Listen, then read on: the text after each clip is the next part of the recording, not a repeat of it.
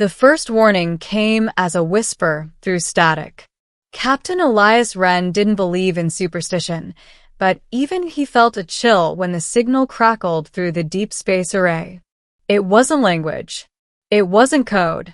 It was a rhythm, 3 rising pulses, a pause, then a long descending tone. Again and again, like a heartbeat gasping for breath. The Terran Expeditionary Fleet had been patrolling the outer boundary of the Orion Reach for 6 months, mapping hyperspace anomalies and investigating rumors of an expanding alien empire. Humanity was still young among the stars, but they were learning fast.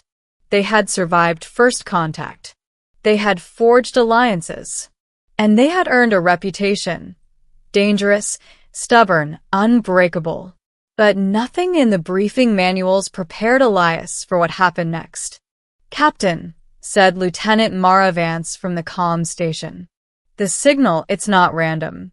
It's directed. Someone is broadcasting from inside the Veil." The Veil was a forbidden region of space, wrapped in gravitational distortions and storms of violet plasma. No ship that entered had ever returned. Every known civilization avoided it. It was the galaxy's graveyard. Elias folded his arms. Could be an automated beacon. Or a trap. Or a cry for help, Mara said quietly. He looked around the bridge. His crew watched him. Waiting. Trusting. That was the thing about humans. They didn't hesitate when hope was involved. And neither would he. "Plot a course to the Veil's edge," he said. "We'll take a look. Carefully." 3 days later, the Terran cruiser Valiant Dawn hovered at the threshold of madness. The Veil churned like a living storm. Colors bled into one another, gravity twisted like a writhing serpent, and lightning danced without sound. Sensors screamed with interference. Physics itself seemed offended by the region's existence. Then Mara gasped. "Captain, there's a structure inside. Massive. Artificial." Elias stared at the projection. A colossal ring world, cracked and broken, orbiting a dead star. Countless energy signatures flickered within. "Life signs?" he asked. "Millions," she said. "And one signal at the center, stronger than the rest. It matches the broadcast pattern." Elias swallowed. "We're going in." The Valiant Dawn crossed the Veil. Reality warped. Crew members clutched their harnesses as corridors stretched and compressed like breathing lungs. Time felt sluggish. Sound distorted. But the ship held. When the distortion cleared, they found themselves above the ring world. Its surface was covered in black crystal cities, half-collapsed towers, and enormous organic structures fused with metal. A voice filled the ship. Not through the comms. In their minds. "You have come far, children of Sol." Mara yelped. A junior officer screamed. Elias forced himself to stand. "Who are you?" he demanded. "I am Queen Osharan, last sovereign of the Velothi." The holographic projector flickered to life, without command. An image appeared, a towering alien figure with a crown of crystalline spines and eyes like molten gold. Her presence pressed against their thoughts like gravity. "My empire is dying. And so, perhaps, is your galaxy." Osharan showed them the truth. The Velothi had once ruled half the known stars. They were architects of reality-bending technology, masters of genetic perfection.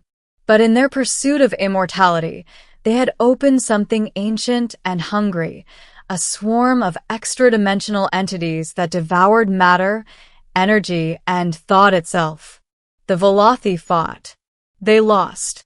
To contain the entities, they sealed themselves inside the Veil, creating a prison that slowed the devourers but doomed their civilization.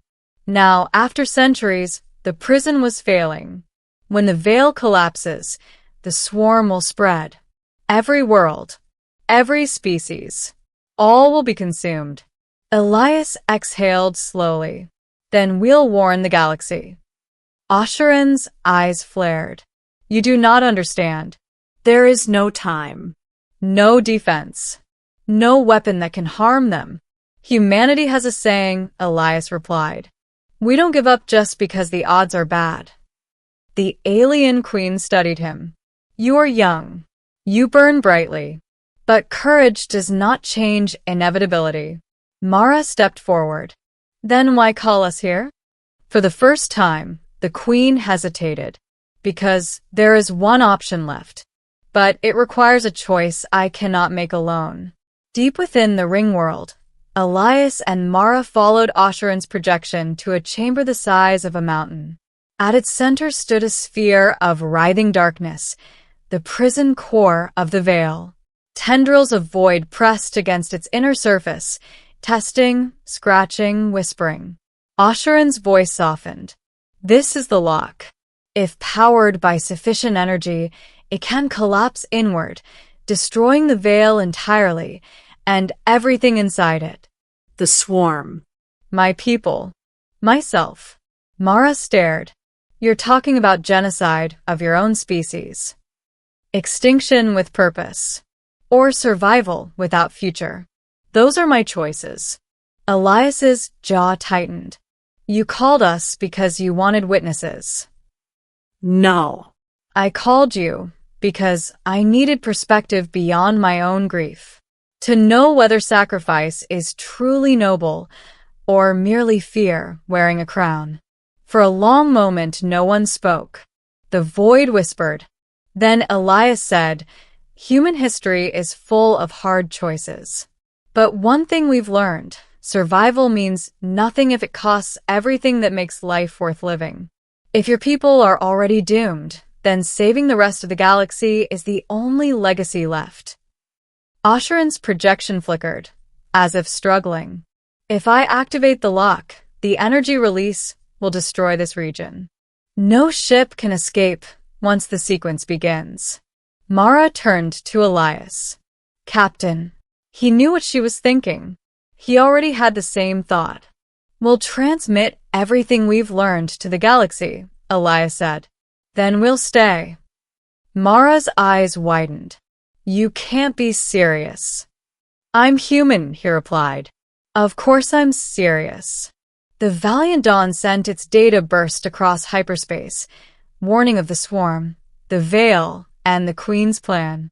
There was no guarantee the message would reach anyone in time. But humans were stubborn. They would try. In the command chamber, Osheron regarded Elias with something like sorrow. You would die for strangers you have never met. He shrugged. That's kind of our thing. Silence fell. Then the alien queen raised her hand. Light gathered around her form. Her voice rang with finality. Very well. I will not hesitate. Energy surged through the chamber. The lock began to collapse. The void inside screamed, not with sound, but with terror. Mara grabbed Elias's hand. I didn't sign up to die today, she muttered. He squeezed back. Neither did I. Children of Soul, Osheron said, her voice fading. Your species burns with impossible defiance. May your light endure. The veil ignited. Across the galaxy, observatories detected a phenomenon never before recorded, a starless region blooming with pure white brilliance. Then a pulse. Faster than light. A wave that carried no destruction outside its boundary. Only silence. The veil was gone. No trace of the Velothi remained. No trace of the swarm. Just empty space and a faint scattering of harmless, exotic particles. And somewhere in 1,000 different languages, one question was asked. Who saved us? Years later, in the Terran Hall of Stellar Memory, a young cadet stared at a statue of two humans standing beside a towering alien queen. Beneath it, an inscription read, They stood where no one else would. They chose sacrifice so others could choose tomorrow. Admiral Mara Vance, older now, scarred, but very much alive, stood beside the cadet. Ma'am, the cadet asked, Is it true Captain Wren argued with an alien queen about philosophy while the universe was ending? Mara smiled faintly. He did. And she destroyed her own empire to save everyone else. She did, Mara said. She didn't hesitate. The cadet thought about that. Why did she trust humans? Mara looked up at the statue. Because when the galaxy needed someone stubborn enough to stare into oblivion and say no, humanity was already practiced at the art.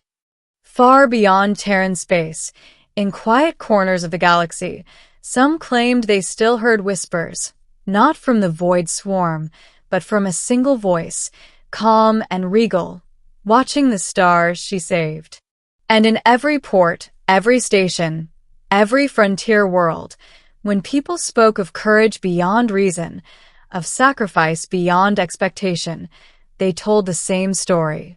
The day an alien queen did not hesitate, and the day humanity proved it was worthy of the stars. The galaxy did not learn the truth immediately. For weeks after the Veil's disappearance, astronomers argued. Religious orders prayed. Military councils prepared for invasions that never came. Traders whispered rumors that an entire region of space had simply ceased to exist. Then the data burst from the Valiant Dawn finally reached the Terran core. The recording of Captain Elias Wren's final report played before the United Planetary Assembly. His voice was steady, even as the background trembled with the rising hum of the lock. If anyone receives this, know that the threat is real. The Velothi Queen has chosen sacrifice to destroy it. We are remaining to ensure activation. Tell humanity the stars are worth the cost. Tell them we stood our ground. The transmission ended in white noise. For a long time, no one in the assembly spoke. Then, one by one, delegates of 100 species rose. Some bowed. Some placed hands over hearts. Others touched foreheads to the floor in gestures of mourning. No treaty demanded it. No protocol suggested it. Respect was simply the only possible response. That day, the galaxy learned a new truth. Humanity did not merely survive the stars. Humanity answered them. Years passed. Civilizations that had once hidden in fear of the Veil now expanded freely into regions once forbidden. New alliances formed. Old rivalry softened. A shared gratitude bound species that had never before agreed on anything. At the heart of Terran space, a memorial station was built in orbit around Sol. It was not a fortress, not a weapon, but a beacon, visible from across the system. Shaped like a ring, honoring the world ring that had died to save them all. Inside the central hall stood 3 statues. One of a human captain standing straight-backed, gaze forward. One of a human officer at his side, hand resting on his shoulder. And towering above them, a crowned alien queen with spined halo and outstretched arms, as if still holding back the dark. The plaque beneath read, "In this place we remember Asharen of the Velothi, Elias Wren, and Mara Vance of Earth. They stood where all others could not. They chose tomorrow." School children visited. Veterans saluted. Travelers paused in silence before continuing their journeys. And slowly, the story became more than history. It became identity. On a distant frontier world, long after the event had passed into legend, a young engineer stared up at unfamiliar stars. Her species had once feared the galaxy. Now they built ships to explore it. Her teacher asked, "Why do humans call themselves stubborn?" The engineer thought for a moment. "Because when the universe told them it was impossible," she said, "they asked for better odds instead of better excuses." And somewhere, in the quiet, in the deep dark between galaxies, if one listened carefully enough, there was the faintest echo of a regal voice, neither ghost nor memory, but something else. A presence. Watching. Protecting. Proud. Not dead. Not gone. but eternal in the consequence of her choice. The galaxy endured. Humanity endured. Because the alien queen did not hesitate.